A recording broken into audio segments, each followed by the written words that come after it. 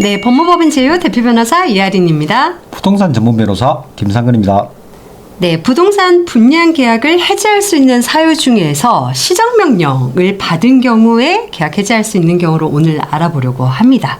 실제 판결을 중심으로 보겠습니다. 이 사건 분양 계약서에는요, 계약의 해제 파트에서 제2호 건축물 분양에 관한 법률 제9조에 따른 시정명령을 받은 경우 계약 해제할 수 있다라고 이제 정하고 있습니다. 이런 규정은요, 시행사가 착해서 넣는 게 결코 아니고요, 법률에 반드시 넣도록 되어 있는 의무조항입니다.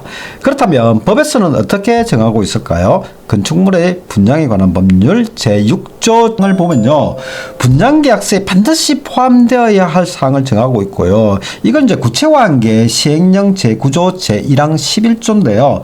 다음과 같이 명시하고 있습니다. 분양사업자가 분양대상 건축물과 관련하여 법 제9조에 따른 시정명령을 받은 경우에는 분양받은 자가 분양계약을 해제할 수 있다는 사항을, 요걸 이제 계약서에 포함하도록 의무화하고 있는 겁니다. 네, 그리고 이 법률 제9조에 따르면요, 허가권자는 분양사업자의 분양광고 내용이 신고 내용과 다르거나 아니면 법에서 정한 사항을 포함하지 않을 때는 즉시 시정을 명하고 이를 공표하도록 하고 있거든요.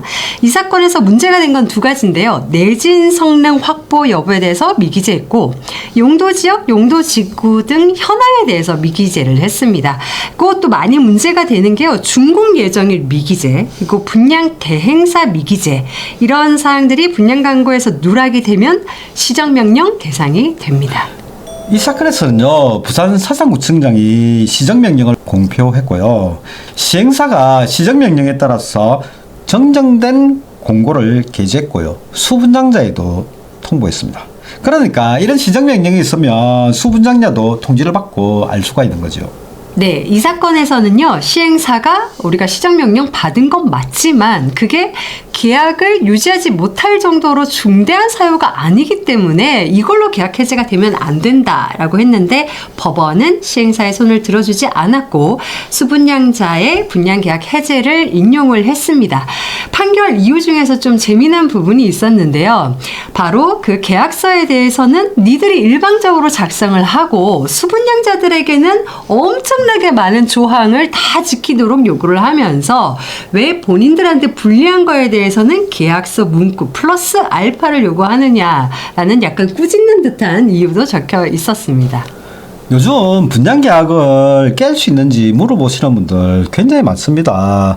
방문판매법에 해당돼서 계약금을 돌려받을 수 있느냐, 그래서 그런 상담도 많이 하고, 실제로 내용 증명 보내고 안 되면 소송도 하고 있고요. 또는 계약의 주요 내용에 대해서 사기 또는 착오를 이유를 해가지고 취소하는 소송도 많이 하고 있는데, 대표적으로 이제 중도금 대출된다 했는데 대출이 안 된 경우가 이제 여기에 해당됩니다. 그리고 이제 계약서에 입주 예정일이 있는데 그게 상당히 지체되면 또 분양계약을 해지할 수 있거든요. 그래서 상담도 많이 하시고, 그리고 소송도 하고, 오늘은 계약서에 시정명령을 받을 경우에 계약 해제가 가능하다라는 걸로 이제 계약 해제가 된 사안도 오늘 함께 살펴봤습니다. 네, 이게 부동산을 사는 게 좀 희한한 게요, 우리가 일반적으로 네이버에서 10,000원짜리를 사도 환불이 되지 않습니까? 근데 부동산은 그렇지가 않아요.